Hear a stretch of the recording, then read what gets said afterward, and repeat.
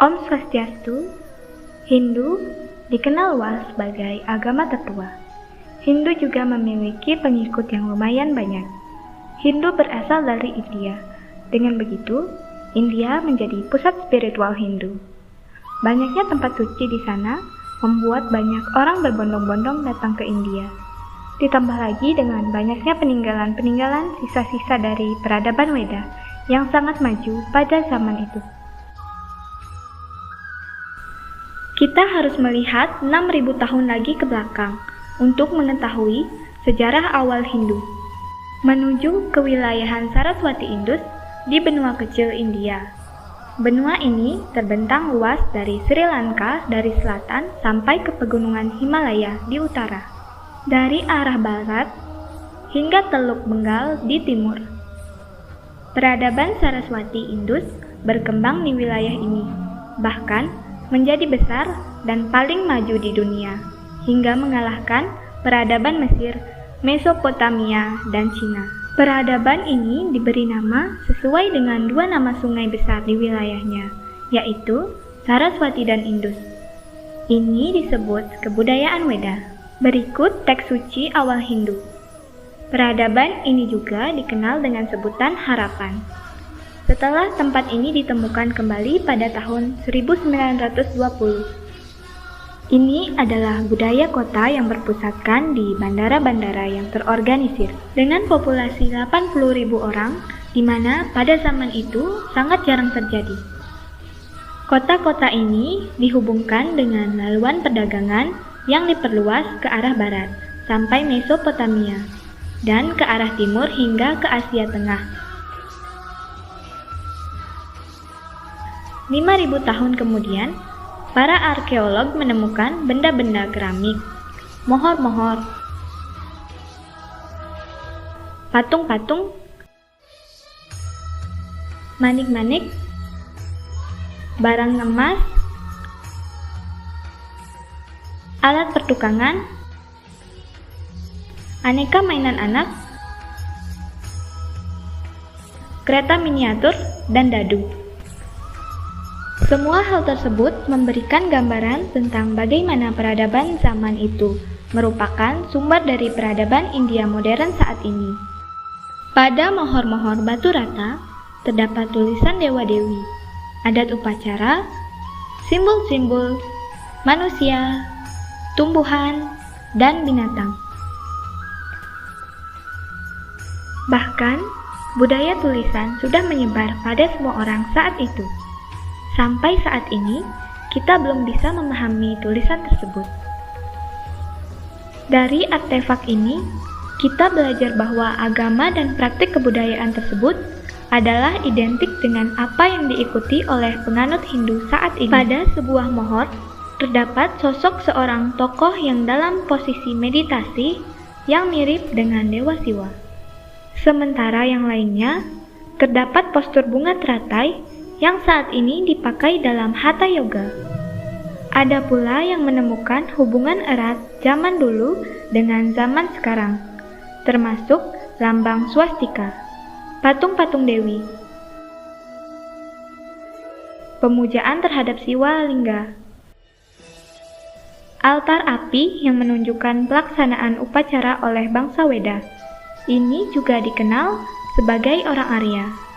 Pemandian suci atau keramat, pendeta-pendeta, hewan-hewan suci, dan penggunaan simbol dalam tarian. Anda pastilah mengenal salam tradisional Namaste. Ini adalah patung kecil dari tanah liat yang menggambarkan hal yang sama, dan patung ini menggambarkan seorang perempuan dengan serbuk merah dipakai di belahan rambutnya. Perempuan yang sudah menikah pada saat ini juga melakukan hal yang sama.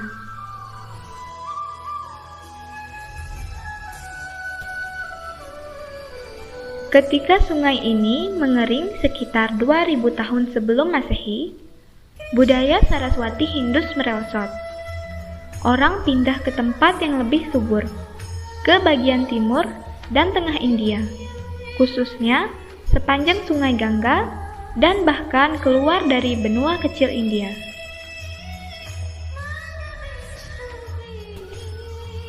Kitab-kitab suci Hindu.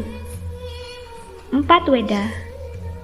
Kitab-kitab suci ajaran Hindu yang ditulis dalam bahasa Sanskerta setidaknya sejak 6.000 tahun yang lalu. Rig Veda. Weda yang pertama kali di antara Catur Weda, menceritakan tentang Sungai Saraswati secara berulang-ulang sebagai sungai yang paling kuat yang mengalir dari pegunungan Himalaya ke lautan.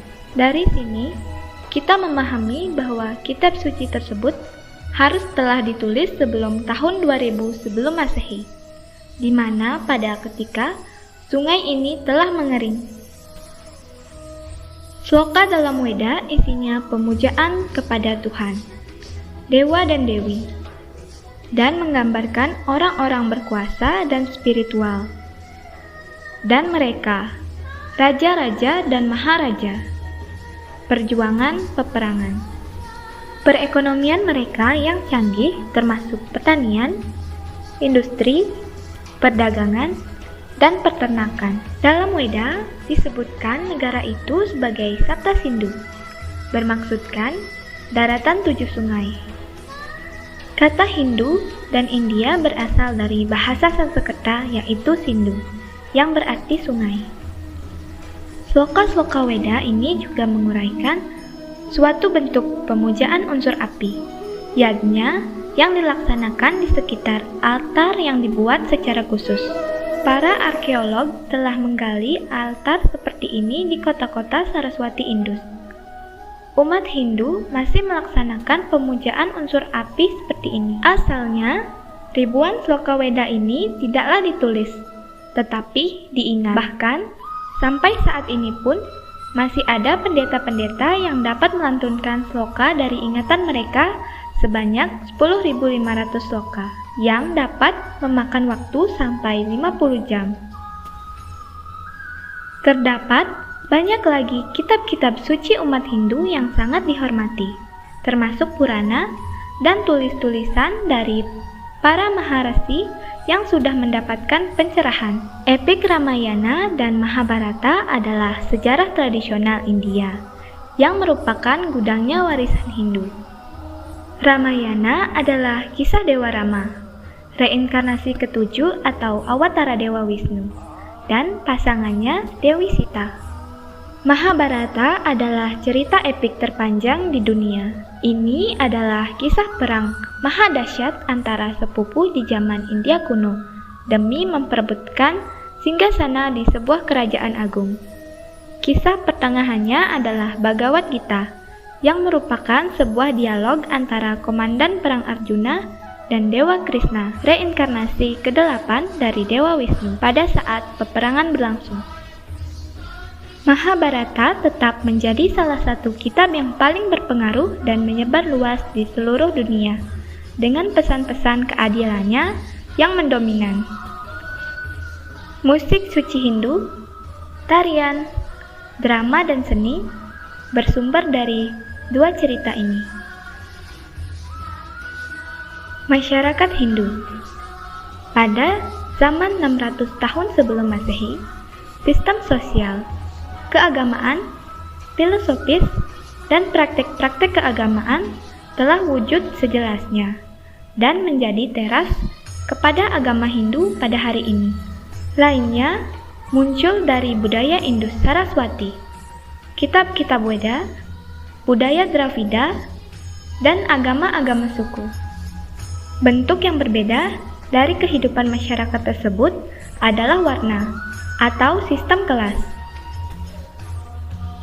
Manusia dibedakan ke dalam kelompok-kelompok tertentu berdasarkan jenis pekerjaannya. Para orang tua mengajarkan keahliannya kepada anak-anaknya yang masih muda.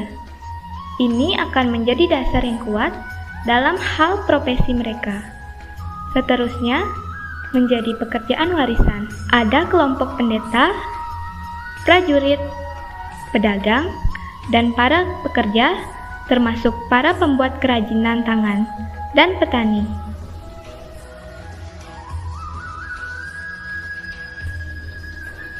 Namun, sistem klasifikasi ini tidak termasuk pada berbagai suku-suku di pedalaman, dan juga tidak memasukkan komunitas kecil yang tak tersentuh karena pekerjaannya dianggap kotor, seperti kaum Candala, para pemulung, pekerjaan di bidang kerajinan kulit hewan. Sistem ini memberikan identitas kepada kelompok masyarakat yang memiliki hubungan kekerabatan dalam hal mata pencaharian dan menjamin stabilitas dan kenyamanan dalam bermasyarakat.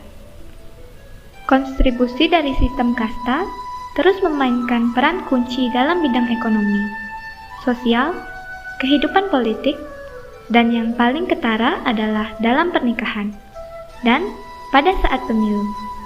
Hidup di zaman dahulu sangatlah berat, baik bagi pria dan juga wanita. Wanita bertanggung jawab untuk mengurus rumah tangga, sementara pria bertugas bekerja, mengolah ladang, dan menjaga keluarganya. Secara umum, para wanita berpartisipasi dan mempunyai kedudukan yang sama dalam setiap upacara, festival, dan hubungan sosial. Beberapa tokoh agama politik terkemuka India adalah wanita. Terdapat beberapa di antaranya menulis Loka Weda. Periode dari 1000 tahun sebelum Masehi sampai ke zaman Raja Gupta, berakhir di abad ke-6 adalah saat ketika perkembangan ilmu sains dan matematika mencapai puncaknya. Hindu menciptakan konsep berhitung yang kita pergunakan saat ini, termasuk konsep dan desimal. Para ahli astronomi India memahami bahwa bumi mengelilingi matahari dan menghitung panjang setahun dengan ketepatan yang luar biasa. Bidang kedokterannya begitu majunya bahwa para dokter melakukan operasi atau pembedahan yang rumit, bahkan bisa disejajarkan dengan yang ada di Eropa sampai abad ke-18. India adalah pengeluar besi terbesar di dunia. Pada tahun 400 sebelum Masehi, para tukang besi menciptakan tiang besi yang masih berdiri sampai saat ini, dan bahkan tidak pernah berkarat. Ilmu sains modern tidak pernah bisa menyamai pencapaian ini. Selama ribuan tahun, India telah menjadi rumah bagi seperempat dari keluarga manusia, dan telah dihargai sebagai sebuah negeri yang kaya dan penuh kebijaksanaan. Dan tentunya saat ini dikenal dengan demokrasi yang terbesar di dunia. Kepercayaan Hindu dan pendeta Hindu.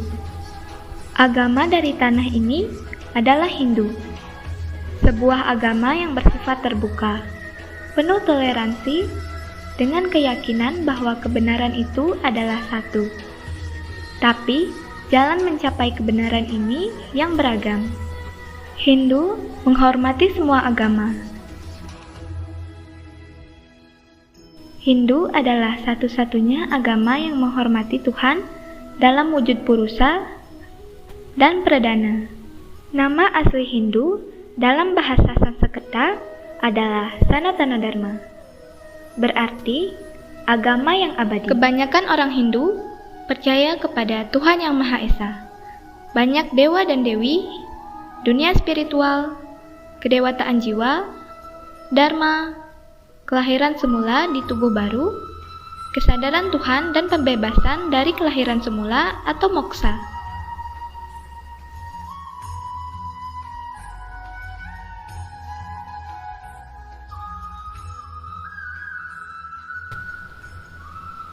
Tuhan Yang Esa disebut dengan banyak nama, tergantung dari wilayah dan keyakinan masing-masing.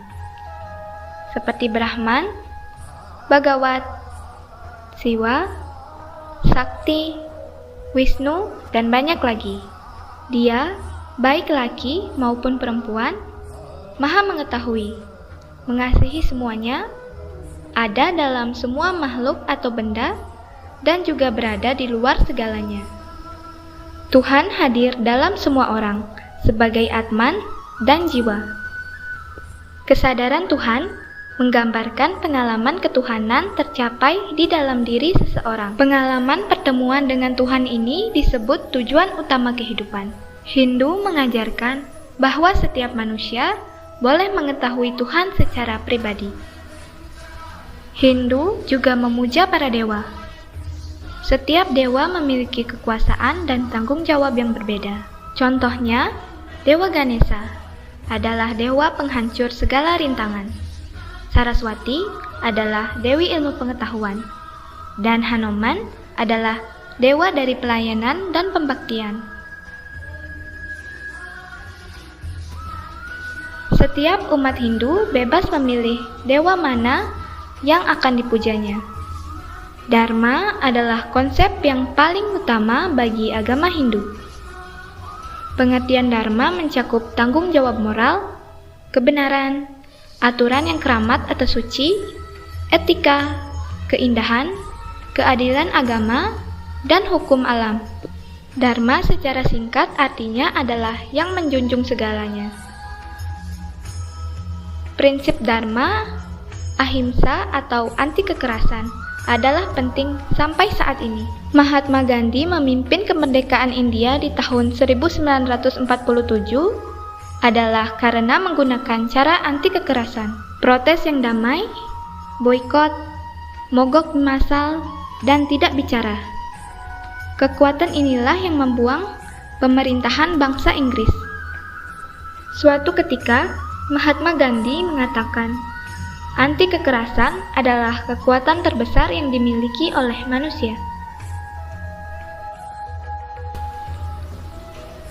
Pada tahun 1050-an, Martin Luther King Jr.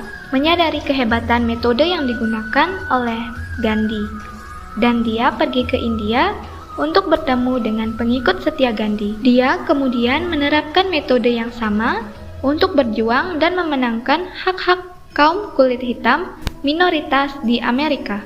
Agama Hindu bertahan selama ribuan tahun karena Dharma, keyakinan, dan kebudayaan tertanam dalam diri setiap umat Hindu dengan perasaan yang unik dan sangat kuat mengenai identitas, keluarga, dan tujuan spiritual.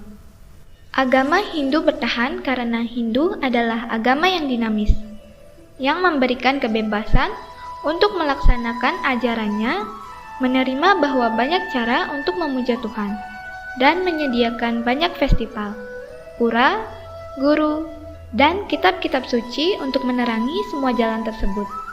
Hal itu seolah merayakan kehidupan itu sendiri.